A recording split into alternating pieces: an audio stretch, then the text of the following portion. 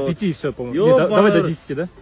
9х. 3.45'ін тоқтатсашы, бля, өлеміз қазір. Жоқ, давай. Давай до конца. Ёп твою мать. Ну-ка көзім жүріп тұрмын, давай. Ебать, бол, брат, шығаршы, пожалуйста. 9. Шығарасашы. 9, ке Сулифа. Кеттік. Сулифа. Все, нахуй. Ебать. На, блядь! Да ну Тоқта. нахуй. Все. Вывод, блядь. Ебать нахуй. Короче, кешкісін Есентайда пиздец стейк жеп отырсың ғой, короче. KFC, нахуй, ебаш. На, примерно шашым алынбады да, мен примерно осы күнді күттім ғой мен ше. Пиздец, Алматыда қымбат барберға алдырамын нахуй. Чё ты? Ёп твою мать. Все, нахуй. Вывод, бля, 525. Ебать, ағайындар, пиздец беріп жатырмын. Мынау деген пиздец қой. From childhood that kind of embodies the feeling you have about them now, or that keeps you tied close to them? I'd say sort of more than a memory is just a feeling that I could say all of my brothers and I had, was that because our dad's a comedian, his job only ever existed once we had gone to bed, and our mum worked from home, she was a photographer. So to us as kids, our parents didn't really work, they just were always home. So we had this amazing foundation where no matter any time of the day, either mum or dad would be at the house. And we felt so kind of solid as a family, which is why like I kind of have this dream of one day having kids and putting my work to bed and just kind of being there as a dad. Because I really admire how my dad was around. You know, being a comedian is a very, very volatile job. The highs and lows are so extreme. And as kids, we never saw that. The only version of my dad I ever saw was the happy dad, let's go to the park. We used to play this game called Golf Goals where we would go down to the park, there's like this big blue metal goal, and we would just fire golf balls into that goal every day, and he would give us 10p every time a ball went in the goal, and that was kind of the foundation of our golf and all that sort of stuff. So for me, broader than a core memory was the idea of always feeling connected and safe within my family unit. And I think a large portion of that is that my mum and dad have always been such a solid team, and they've always been there for us. Yeah, wow. Have they, as you've grown older, have they kind of opened up about some of the challenges that they were going through that they obviously didn't show you and your family when you were kids? Because I can imagine, we always talk about this, right? Like being a comedian is extremely difficult because you're making everyone else laugh. At the same time, it's a career path that, like you said, is completely volatile. Sure. Have they opened up as time's gone on, and how has that felt when you've gone from like seeing your parents always being happy to being like, oh wait, there was all this other stuff going on? Absolutely they have. And it's not even sometimes things that they've told us, it's just things that we've grown up to recognise. As a young kid, you know, you're not looking to how's my mum feeling, how's my dad feeling. And now as an older person, you know, those are things I care about. I want to call my mum because I know it will brighten her day. So that's all part of growing up, I guess. So seeing the way in which my dad's job affects him or my dad's job affects my mum is something we've all sort of come to terms with, and he's amazing at it. I mean, to be honest, I say affect, it doesn't really affect anyone. He's so good at handling it, which is a lot of why I feel like I am the way I am. For example, The Crowded Room's come out, the critics absolutely hated it. They thought it was the worst thing they've ever seen, and it doesn't really upset me.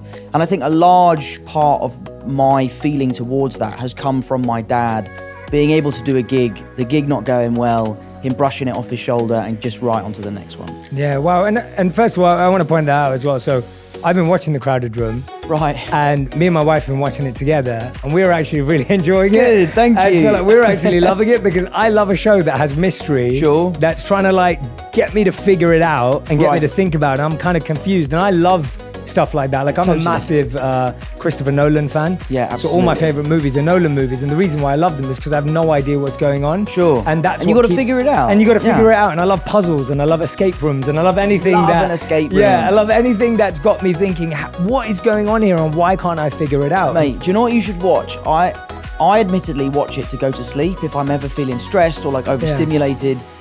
I watch this guy called Chris Ramsey. He's like a YouTube guy. He's a magician, but I just watch him solve puzzles. He like buys these Japanese like handcrafted puzzle boxes, and he just solves them. And I've started buying them, and they come to the house, and you sit down for 4 hours, put it down, pick it up, and try and solve this puzzle. And it's amazing. Are you any good at them? No, I'm terrible at them, mate. I'm absolutely terrible. I've had an unsolved Rubik's Cube since I was like 11. But yeah, so I watch his videos because there's just something about like the sound of the wood.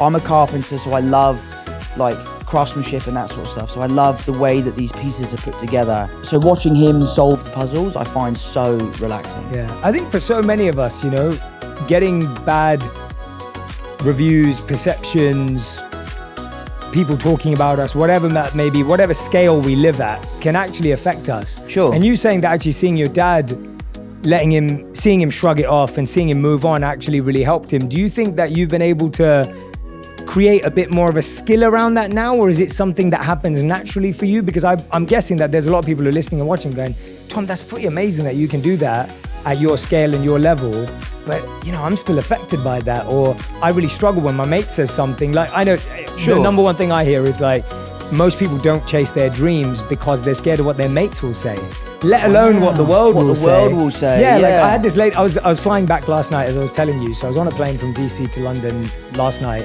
and the air hostess, she was wonderful, her name was Jeanette. She said to me, she was like, Jay, I really want to start a YouTube channel, but you know, you just got to block out what your friends are going to say, right? And she was just worried about it. So that it's a very real thing. So I guess, have you kind of figured out a little formula for it, or is it just natural because you saw your dad and it's become easier that way? I think it's a little bit of both, really. You know, I think it's something you definitely get better at. I'm really lucky that I have an incredibly strong group of friends. Like, one of my best mates just called me up earlier to say he'd seen the 5th episode, and he's like, I know what happens in the show and I'm still loving it. The people I'm watching it with have no idea what's going on, but they can't wait for the next one. Yeah. So, you know, I really, really hold high the opinions of people that I really care about. I'm also really lucky to have an amazing group of fans who are so supportive. They are diehard, they are there day one, and that makes me feel really good. But I do think a lot of my lessons in life have come from my dad, and the ways that he can deal with things that he hasn't done very well in the past, that he's passed on to me. And I live by this really, I don't actually know if Christian Bale did say this, but I think he did. Bale, so I love Christian Bale. Bale. He said it. Yeah, we'll say he said it. Yeah. But I think the quote is, if you have a problem with me, text me. And if you don't have my number, you don't know me well enough to have a problem with me. That is so good. And I think that is such a great piece of advice, because as a celebrity, you live on this stage, you live out there, you kind of give out a version of yourself that you want people to see. Mm-hmm. And that can be the version of yourself that they can have a problem with or they can love. And there is I feel like I'm quite authentic in my public persona, but I just try to really care about what my family thinks, what my friends think, what the people in my local community think. I live in Kingston, I know everyone that lives there. I can't walk 5 feet without bumping into one of my mum's friends. So it's something I've been working on. I try my best to not let that stuff affect me. It does. Yeah, of course. I'm not cold-hearted or anything like that. It does affect me, but I just try to move on and focus on the positives. Yeah, absolutely, absolutely. What was did you ever see your dad deal with everything and you thought, wow, that was incredible? Like, was there anything specific that you remember that, like, seeing him like tackle something and you thought, wow, that really impressed me, even if it was something really small in hindsight? I think the thing I admire most about my dad is his resilience. You know, he's someone who has had an incredibly successful career in his earlier life, and then later in life his career sort of plateaued and he struggled, and he's never stopped. He's never given up. He's still gigging to this day. He's still writing books. He has a Patreon. He has a podcast. He's constantly grafting to get to where he wants to be. And I think being a young kid and seeing your dad continually working as hard as he can to kind of put his best foot forward, for me, has been a huge drive for my work ethic. I'll give it 100% or I'll give it nothing. And I think a lot of that has come from my dad and seeing him deal with that. The funny thing about my dad is, you talk about doing a bad gig. I must have seen him 20 times. I've never seen him do a bad gig. He always seems to absolutely rip it. But maybe that's just because we're in the audience. But no, I owe a lot to my dad, and a lot of the teachings are things he's told me and things I've just witnessed him do. Yeah. And was there ever a piece of feedback or a rumor or something you saw that did affect you, where you actually thought, well, or at least made you stop and go, God, I'm trying to see the positives, but this one's tough. Like this actually made me have to pause and figure it out. Something that did really upset me, I was in New York, I was shooting the crowded room, and I was having a really hard time with the job just because of how taxing it was, the emotional capacity that I was having to get to every day. And I decided to delete my Instagram because I just felt like I was so addicted to